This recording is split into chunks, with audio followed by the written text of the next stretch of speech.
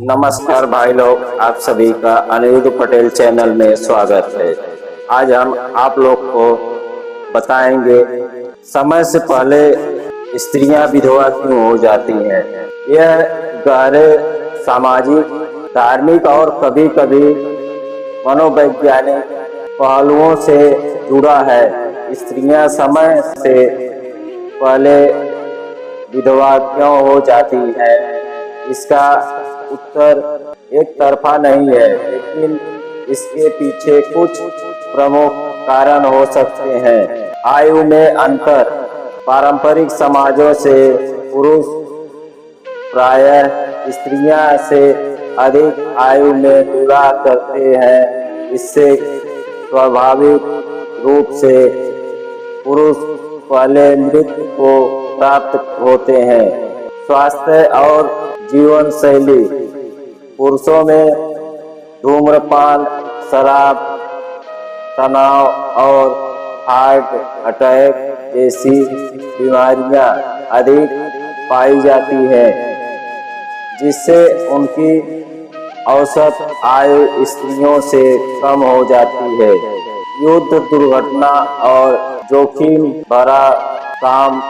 इतिहास में पुरुषों को युद्धों, जोखिम भरे व्यवसायों जैसे खनन, निर्माण आदि में भेजा जाता है, जिससे उनकी मृत्यु दर अधिक रहती है। समाज में महिला की स्थिति।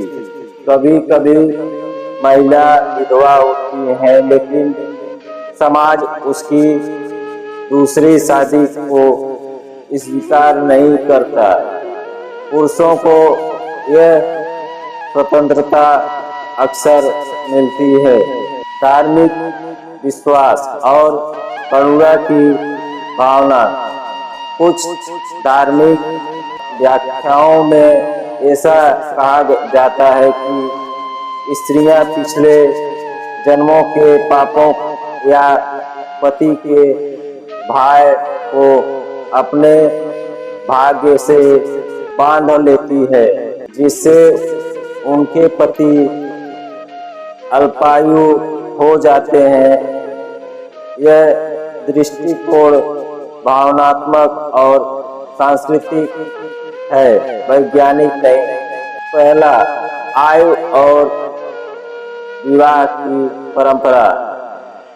भारतीय समाज में पारंपरिक रूप से पुरुष स्त्रियों से कई वर्ष बड़े होते हैं। जब विवाह ही आयु अंतराल के साथ होता है, तो यह स्वाभाविक है कि पति पहले मृत्यु को प्राप्त हो सकता है। दूसरा, पुरुषों की औसत आयु कम होती है। वैज्ञानिक रूप से पुरुषों की औसत जीवन प्रत्याशा महिलाओं से कम होती है। इसका कारण है उच्च रक्तचाप, हृदय और मधुमेह जैसे रोगों की अधिक संभावना। तनावपूर्ण जीवन शैली। धूम्रपान, शराब और जोखिम भरे कार्यों में अधिक संलिप्त। तीसरा, जोखिमपूर्ण कार्य और युद्ध। इतिहास में पुरुषों को युद्ध, भारी श्रम और खतरनाक कार्यों में लगाया जाता है। इससे उनके जीवन पर संकट अधिक रहता है। धार्मिक और कर्म सिद्धांत। कुछ धार्मिक विश्वासों के अनुसार यह भी माना जाता है कि यदि किसी स्त्री के पूर्व जन्मों में कोई अधर्म हुआ हो, तो उसके वर्तमान जीवन में पति की अल्पायु एक कर्मफल हो सकता है। यह आस्था आधारित दृष्टिकोण है, वैज्ञानिक नहीं। पांचवा, सामाजिक रूढ़ियाँ और पुनर्विवाह पर प्रतिबंध। कई बार स्त्रियां विधवा होती हैं, लेकिन समाज पुनर्विवाह की अनुमति नहीं देता, जबकि पुरुषों के लिए यह अपेक्षाकृत सहज होता है। इससे स्त्रियां एक ही विवाह के साथ जीवन भर जुड़ी रहती हैं, भले ही पति अल्पायु रहा हो। छठवां, करुणा और त्याग की भावना। भारतीय स्त्री को त्यागमयी, सहनशील और पतिव्रता के रूप में देखा जाता है। ऐसी भावनात्मक शक्ति उसे अपने पति के दुख दर्द को आत्मसात करने की प्रेरणा देती है। कई बार यह त्याग आत्मिक रूप से इतना गहरा होता है कि वह पति की पीड़ा को स्वयं झेल लेती है। शैली में एक तैयार करता हूँ जिसमें यमराज और चित्रगुप्त के संवाद के माध्यम से यह प्रश्न उठाया जाएगा, स्त्रियां समय से पहले विधवा क्यों हो जाती हैं। शीर्षक, नारी का भाग्य या समाज की विडंबना। यमलोक में चित्रगुप्त का प्रश्न। स्क्रिप्ट प्रारंभ। पृष्ठभूमि, यमलोक का दरबार। यमराज अपने सिंहासन पर विराजमान है। चित्रगुप्त एक भारी भरकम पोथी लिए उपस्थित है। पुरुष वाणी गंभीर और शांत स्वर में। चित्रगुप्त विनम्रता से प्रणाम यमदेव, एक प्रश्न आज कई जन्मों से भरे मेरे अंतर में उद्वेलित है। क्या मैं पूछने का साहस कर सकता हूँ। यमराज